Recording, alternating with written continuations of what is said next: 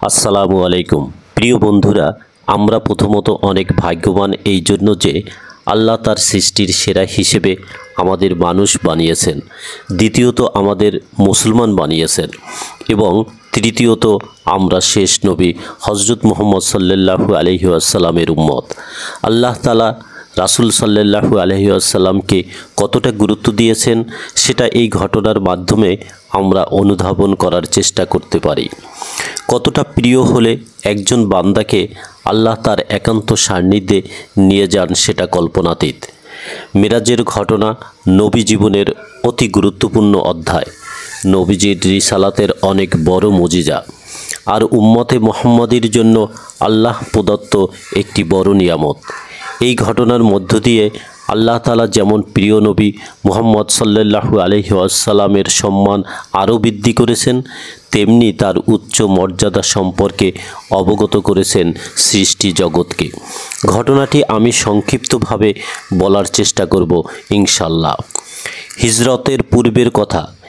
এক রাতে আল্লাহর রাসূল সাল্লাল্লাহু আলাইহি ওয়াসাল্লাম শুয়েছিলেন। এরই মাঝে আগমন করলেন হযরত জিবরাইল আলাইহিস সালাম। তিনি নবীজিকে উঠিয়ে নিয়ে গেলেন জমজমের নিকট। একটি স্বর্ণের পেয়ালা আনা হলো, তা ছিল ঈমান ও হিকমতে পূর্ণ, তাতে জমজমের পানি। জিবরাইল আলাইহিস সালাম নবীজির বক্ষ মোবারক বিদীর্ণ করলেন, বের করে আনলেন নবীজির হৃদয়। জমজমের পানি দিয়ে তা ধুয়ে আবার প্রতিস্থাপন করে দিলেন জায়গা মতো। বর্তমানে যাকে আমরা ওপেন হার্ট সার্জারি বলি। ঈমান ও হিকমতে পূর্ণ করে দেওয়া হলো নবীজির কলব। মহানবী সাল্লাল্লাহু আলাইহি ওয়াসাল্লাম কর্তৃক সশরীরে সজ্ঞানে জাগ্রত অবস্থায় জিবরাইল আলাইহিস সালাম ও মিকাইল আলাইহিস সালামের সঙ্গে বিশেষ বাহন বুরাকের মাধ্যমে মিরাজের সফর করেন। এভাবে নবীজি সাল্লাল্লাহু আলাইহি ওয়াসাল্লাম মুহূর্তেই পৌঁছে গেলেন বাইতুল মুকাদ্দাসে। বুরাক বেঁধে রাখা হলো পাথর ছিদ্র করে, যে পাথরে অপর নবীগণ নিজেদের বাহন বেঁধে রাখতেন। সকল নবী রাসূলের উপস্থিতিতে বাইতুল মুকাদ্দাসে তিনি 2 রাকাত নামাজ পড়েন এবং তিনি নামাজে সকলের ইমামতি করেন। নামাজ পড়ে বের হওয়ার সময় জিবরাইল আলাইহিস সালাম নবীজির সামনে 2টি পেয়ালা পেশ করলেন, একটি দুধের, অপরটি শরাবের।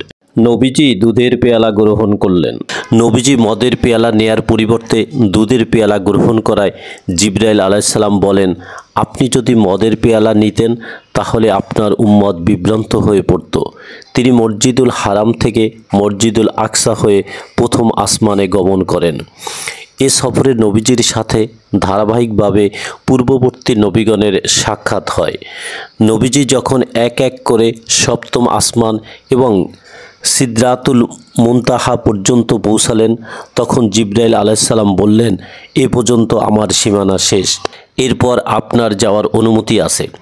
এরপর একাকী রফরফ বাহনে আরশে আজিম পর্যন্ত ভ্রমণ করে মহান আল্লাহ রব্বুল আলামিনের সঙ্গে একান্ত সাক্ষাৎ লাভ করেন আল্লাহর প্রিয় রাসূল সাল্লাল্লাহু আলাইহি ওয়াসাল্লাম, যা অন্য কোনো নবী রাসূলের জীবনে কখনোই ঘটেনি। এটা আমাদের জন্য চরম সৌভাগ্যের একটি ঘটনা। ইসলামে মেরাজের বিশেষ গুরুত্ব আছে, কেননা এই মেরাজের মাধ্যমে ইসলাম ধর্মের পঞ্চম স্তম্ভের দ্বিতীয় স্তম্ভ অর্থাৎ নামাজ মুসলমানদের জন্য ফরজ নির্ধারণ করা হয় এবং দৈনিক 5 ওয়াক্ত নামাজের বিধান নির্দিষ্ট করা হয়। সূরা বাকারার শেষের 2টি আয়াত এ রাতেই অবতীর্ণ হয়। এ আয়াতগুলোতে উম্মতে মুহাম্মাদের প্রতি আল্লাহর অশেষ রহমত ও অনুগ্রহ প্রকাশ করা হয়েছে। উম্মতে মুহাম্মাদের মধ্যে যারা কখনো শিরক করেনি তাদের ক্ষমা করার সুসংবাদ দেওয়া হয়েছে এ রাতে। নামাজে আমরা যে আত্তাহিয়াতু পড়ি সেটিও মিরাজের উপহার। এছাড়া এ সফরে রাসূল সাল্লাল্লাহু আলাইহি ওয়াসাল্লাম জান্নাত জাহান্নাম পরিদর্শন করে অতঃপর পৃথিবীতে ফিরে আসেন। মিরাজ থেকে ফিরে এসে রাসূল সাল্লাল্লাহু আলাইহি ওয়াসাল্লাম কাবা ঘরের হাতিমে বসেন এবং মিরাজের ঘটনা বর্ণনা করেন।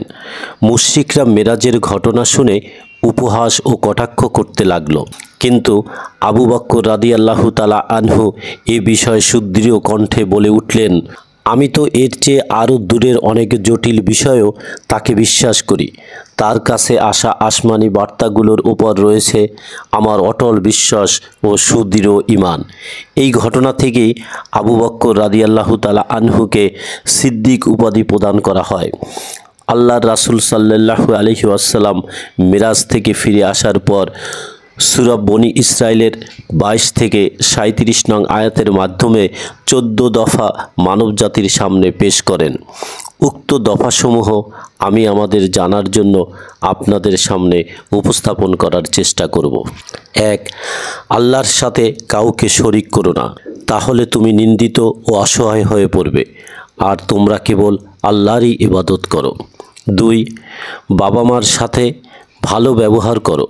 তাদের একজন বা উভয় বৃদ্ধ অবস্থায় যদি তোমাদের সামনে উপনীত হয়, তাহলে তাদের সাথে শব্দটি পর্যন্ত করো না। তাদের ধমকের সুরে জবাব দিও না, বরং তাদের সাথে মর্যাদা সহকারে কথা বলো, আর তাদের সামনে বিনয়ী থেকো, আর দোয়া করতে থাকো, হে আমার প্রতিপালক, তাদের তেমনিভাবে লালন পালন করো যেমনি তারা শৈশবে আমাদের লালন পালন করেছেন। 3.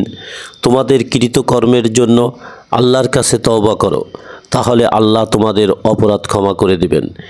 নিশ্চয়ই আল্লাহ তোমাদের মনের খবর জানেন। 4.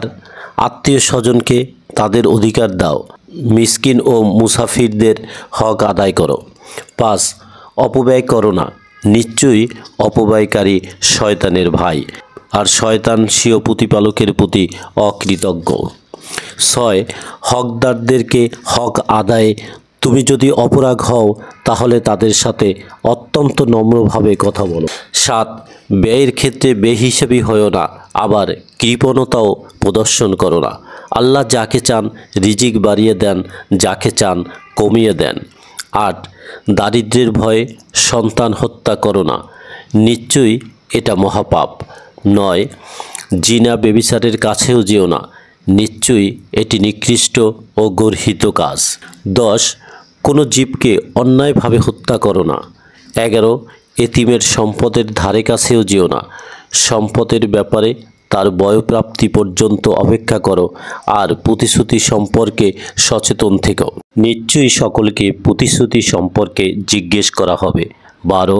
মেপে দেওয়ার সময় পূর্ণ মাপে দিবে এবং ওজন করবে সঠিক দাঁড়িপাল্লায়, এটি উত্তম পন্থা এবং এর পরিণাম শুভ। 13. যে বিষয়ে তোমার জ্ঞান নেই সেগুলোর পেছনে লেগো না, নিশ্চয়ই চোখ কান অন্তর সব কিছুই জিজ্ঞাসিত হবে। 14.